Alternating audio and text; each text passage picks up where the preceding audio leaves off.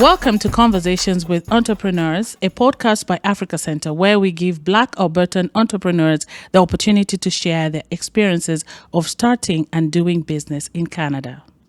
The Africa Center is the largest Pan-African non-profit organization in Western Canada that strives to create opportunities for full access and participation of all Albertans in all aspects of society. I am your host, Miriam Chimanga, creator and founder of Fuse In Who Am I, a broadcasting and media company based here in Edmonton, Alberta. Tonight, we are celebrating the Black History Month, and we have our amazing Banyk. She is the owner of Alternative Legal Service Firm, Inc., and she is an Afro-Canadian Award nominee, Best Entrepreneur 2019. And also an Alberta Women Entrepreneurs Nominee 2020. I want to welcome her, and she's going to tell us more about herself. Banyk, thank you so much for coming. Thank you. So, my name is Banyk Chia. I'm the owner of ALSF, Alternative Legal Service Firm, Inc. We are paralegal providers. So, we do representation as legal agents. Before the Alberta Provincial Court, before the Alberta Worker Compensation Board, before the Alberta Human Rights Commission. So in other words, what we do is like we help people. Like an example, if someone got injured like during his work time or whatever, and he wants to file a claim with WCB, so we assist him from the filing the claim to the appeal, because sometimes he can file a claim and he got rejection, right? Of the time, and we have to appeal the decision, right? Yeah, that's what we do. We also do like Alberta human right. So if maybe you are working for someone and you got discrimination, like you feel like you are discriminated, we help you to pull out the complaint with the Alberta Human Rights Commission. So, maybe if someone owe you money and you want to claim your money back, assist you to file a civic claim with the Alberta Provincial Court, as long as the money is up to $50,000. That's what we do. Wow, that's good. That's good. Very noble work that you're doing in the community right there. And I'm sure you're going to talk about that more in our conversation tonight. Yeah. And now, Banyk, I just wanted to kind of just remind our viewers tonight that we are celebrating the month of February, which is Black History Month as well. So, and this month is dedicated to Black History Month, as we are saying. And tonight we reflect upon the Black businesses. We remember those who have gone before us, people like Oprah Winfrey, who have become a global icon, and also Damon John, who is the CEO of FUBU. I wanted to ask you, what are some of your reflections about Black History Month? Oh, Black History Month is a very important month from Black entrepreneur. Why? Because we give hope to the Black community, and because we were able to do what people sometimes are not able to do as Black entrepreneur. So we carry responsibility, right? So as Black entrepreneur, it's important to make our youth, to let them believe that, yes, they can dream and make it happen, right? Yeah. So me, an example, I'm a Black entrepreneur and I'm an immigrant because I came here in Canada, was in 2014. I came with a lot of dream, right? Of course, I wanted to become a lawyer, which I still want. The dream is still, right? Still there. And I went through a lot of challenges, right? Yeah. And I was not able to get into the legal system, like as legal assistant, or as I wanted to work in the legal in the law firm, and that was challenging because at that time my English was not perfect. So as an immigrant and black immigrant, it was challenging, right, for me to make it happen. But I refused to give up, and I created my company where I am today, 4 years today, right? Yeah. So as black entrepreneur, yeah, we give hope to the hopeless in the black community. So yeah. Yeah, so you celebrating the Black History Month. You are celebrating your experiences. Yeah. like what you have experienced, and also how you started your business. And now, what do you think about the community, the Black community? What the Black community should do to thrive the businesses in our community as Yeah, I well? think the black community need to support themselves. So because most of the time, I'm sorry to say that it's like we have had time to support ourselves in the black community. Sometimes other people do, like an example, Africa Community Center, they do support us, right? Yeah. But you will find people like, if I will take an example. I reached out to someone because I wanted us to. He's part of the black community, so I wanted the organization to. I wanted us to work together and to elevate each other. Yes. But he wasn't responsive to my request, right? And I felt disrespected, right? Yeah. But that doesn't mean that all the black entrepreneur or whatever are the same. No. And that doesn't mean that that will stop me from reach out to any Yeah. other organization, right? Yeah. So as black entrepreneur or black community, we need to support ourselves properly. Very well said, because collaboration is very important Yes, collaboration. in the Black community, in any community. You have Yeah. to collaborate in order to succeed. The experiences and the challenges that we are facing in the community, especially Black entrepreneurs. What are some of the challenges that you are facing right now?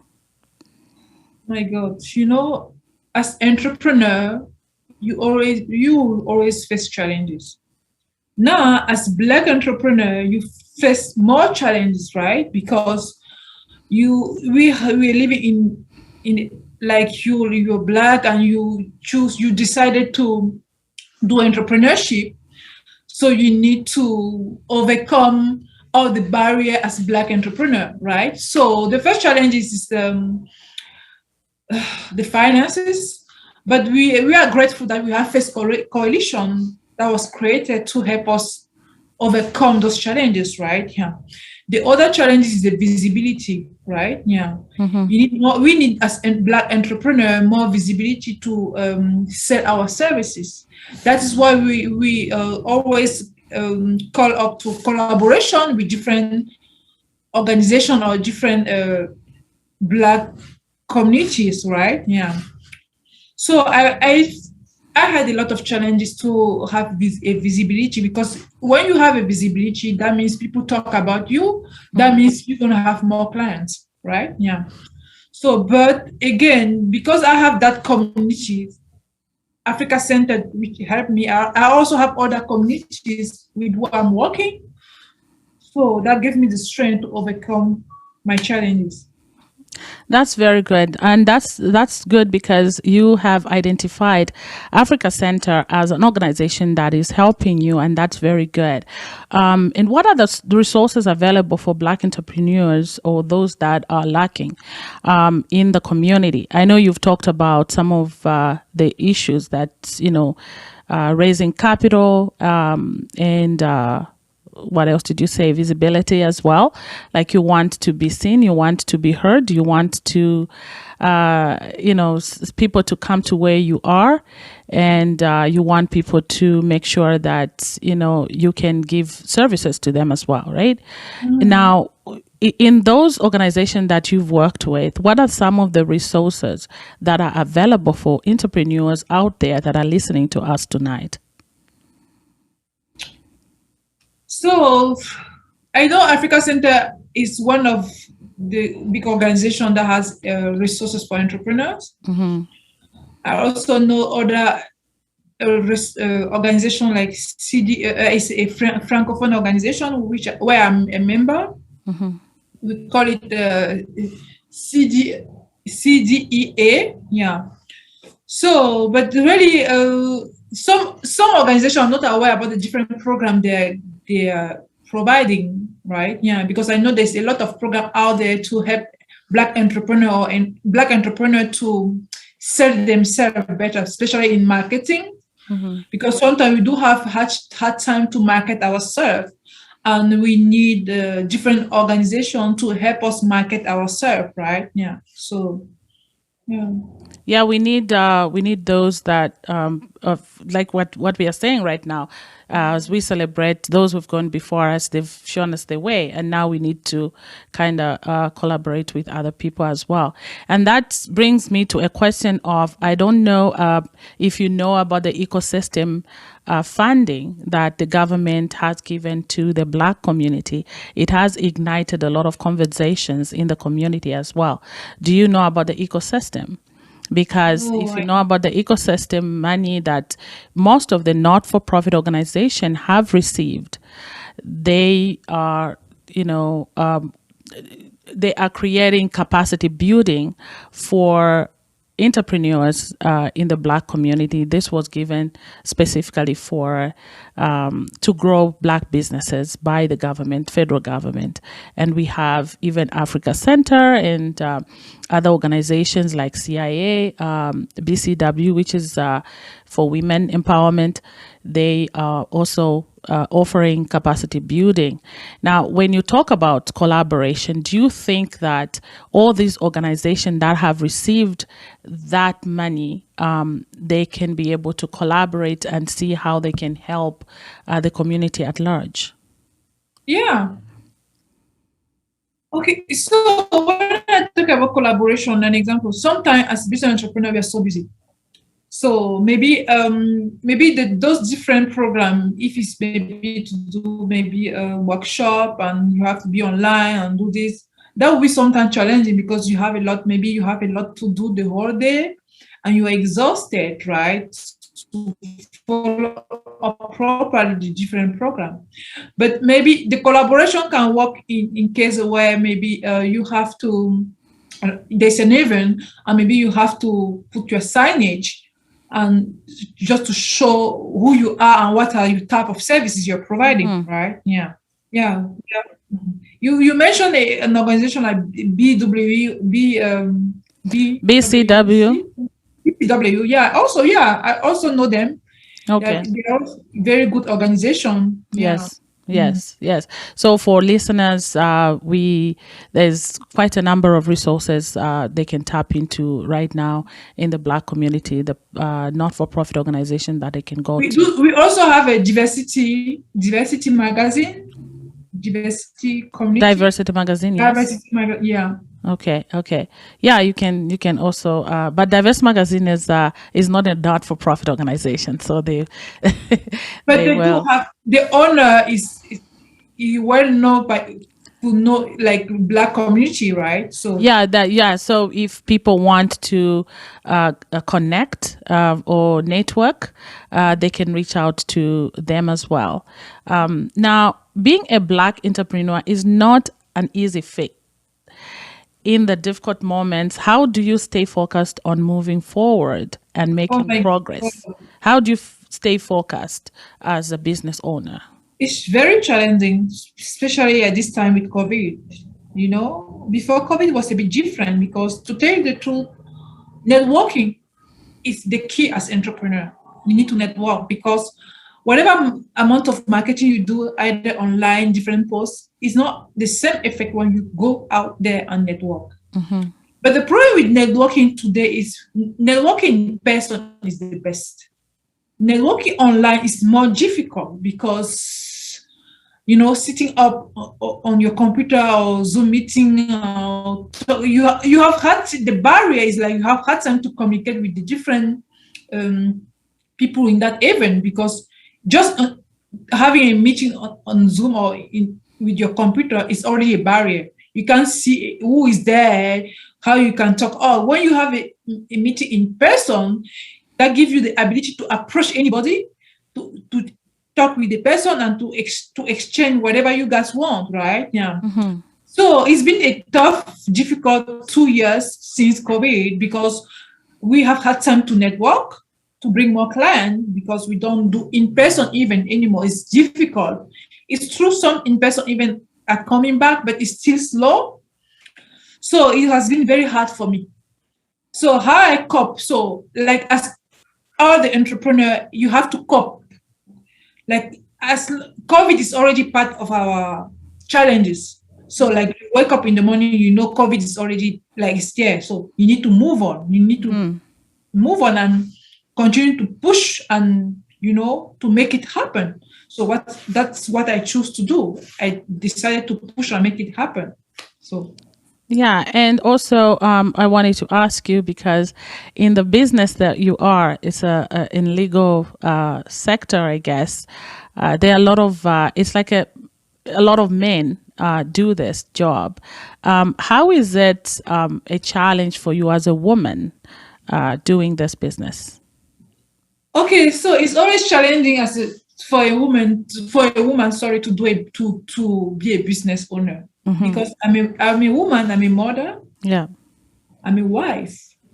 So you can imagine how to do the balance between motherhood and between my home and between my business. If you don't have a strong partner, you cannot make it. So you need to have a good husband to understand you, to support you, and for you to make it happen as a businesswoman.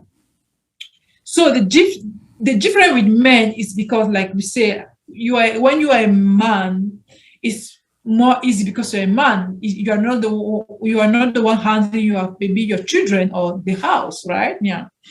So as woman, you handle a lot of things that can make it more challenging for you to make it happen as a business owner who is a woman. Well said, Yes. because I think that what you said is very profound in terms of support system that we need. Yes. Because when you don't have that support system, whether you're a man or a woman, and more so with a woman because of motherhood, and kids have to go to school, you have to work, and you have to work You have maybe to long cook. hours with clients. So it's very profound that we have a good support system, whether it's from family and the community as well. And Yeah. but we celebrate those husbands that are supporting people like you. That's that's very, very good. The other thing I wanted to find out from you is about networking. When you talked about networking, there's also an aspect of do you think that in the Black community we are doing enough to support each other, especially if you have, for those that are getting services or buying products? Do we buy enough Black, or do we just go out I to think to we still, support? yeah, I think we still need to work hard to support ourselves. We still need to make people understand that we need to have a strong support system between us as Black entrepreneur or Black community first, right? Yeah. There's a lot of work to do, but we are getting there, right? Yeah. Yes, We we are, are getting there. we are getting there. Yeah. That's very good. That's very. Now, Banyk, who do you look to for mentorship? Oh, okay. For mentorship, I do look for Africa Center, which is a great organization. I also look for CDEA. It's a French community. It's a French organization Okay. into the French community, right? So because we also have a Black French community, right? Yeah. So yeah, that's what. That's very good. At least, like we said before, you have a good support system already. And that's what we want to advise those out there that are Black entrepreneurs that are wondering where to go. What advice would you give them apart from what you've just said? The advice I can give to any Black entrepreneur out there especially for the one who, like, if you're a black, anyway, if you're not yet a black entrepreneur, maybe you're struggling, you don't know what to do. Yes, you can start a business. Don't be scared about the stigmatization that, oh, I'm black. If I will I be able to make it? Is there a lot of resources for us? Yes, there is. Reach out to Africa Center, right? Reach out to different communities, right? Because most of the time, we are ignorant of we don't know where to go. An example, you have an idea, but you feel like you don't know where to go, who can help you to put your idea together. Maybe you want to become an entrepreneur, because entrepreneurship starts by an idea, right? So you need to reach out to people that will help you, and reach out to your community first, because by reaching out your community can give you the right information to who can help you. And my advice as to black entrepreneurs, or people who are already entrepreneur, is we need to support each other. We need to try to find a way to collaborate, to put our name out there, to help ourselves to grow. Yeah, and for you, what I'm very proud of you, sister. The one thing that I know also is that the process, the mindset. You have to have a mindset to say, I'm going to do business. Now, what was that process for you? When I know you kind of have, you wanted to be a lawyer, then you have all these challenges. You've talked about all this, but what was that process that just gave you that, zeal to start? Like, I want to be an entrepreneur. Yeah, that process was challenging. The first thing to have is self-confidence, because in everything you want to do, you need to be confident in yourself, right? So I was a newcomer, and I didn't know about communities, because back home, you grow, you know a lot of people. So sometimes you don't know how to build your community when you come to a new area, new town. So I didn't know I didn't know what is networking. I didn't know about all of that. So what happened is, I had an idea. Oh no, I am self-confident. So first of all, right, and I never give up to whatever I do. So if I believe in myself so much that nobody can stop me. So you need to believe in yourself first of all, because nobody will believe in you. So even if someone don't believe in you, you have to believe in yourself. You have to be your first motivation, right? Yeah. So I had an idea. So I was like, oh, what to do? And I know nothing about the communities, and I choose to go ahead because I did a lot of due diligence. Because my first issue was, because I'm not a lawyer, I didn't want to violate the Law Society of Alberta, because I want to become a lawyer tomorrow.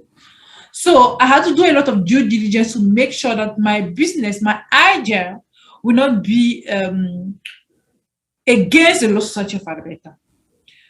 And because I'm someone who is so, I believe in myself so much, I was like, okay, let me do that, because I believe in myself. I know I can make it. I know it's possible, because if it is possible, so I can make it. So I had to work on my mindset first, because entrepreneurship is mindset first, because you're going to make sure that whatever challenges on your way, be ready to overcome them. Right? So I had the mindset to sell myself. So that is where I find myself, because I have the mindset, and I fight for that, right? Yeah. So that's how I created my business. So when I created my business, it was still challenging, because I didn't know how to sell myself. So what happened is, I reached out to Micro Business Inc. Micro Business Inc. is also a very important, it's a school that helps you to sell yourself as entrepreneur. So the Micro Business Inc., that school helped me to sell myself. So from that, I was able to know how to get my first client. Right? Oh, So good. it's a very challenging, difficult way to become an entrepreneur. Yeah. But I encourage everybody out there. If nobody want to hire you, hire yourself. Just be just believe in yourself and sell yourself out there. So Wow, wow, wow. That was amazing. That was amazing, Banyk. I like the way you said that you have to motivate yourself when you want to start anything like business or being an entrepreneur. That's very, very good, because then, first you motivate yourself and then you go out there and you start. And I know you have the skill, and we have a lot of people in our community that have the skill to help each one of us. Whether you are looking for an accountant, you're looking for a lawyer, that we can use those resources that are available to us. And I just want to say thank you so much. This was a wonderful conversation that we had tonight, and that's Banyk, and she is a legal agent. You can find her on 780-752-1777. Happy Black History Month. This has been Conversations with Entrepreneurs, a podcast by Africa Center. You can find out all about them at africacenter.ca or by calling them at 780-455-5423. Get in touch and discover all the programs they offer and start changing your life today.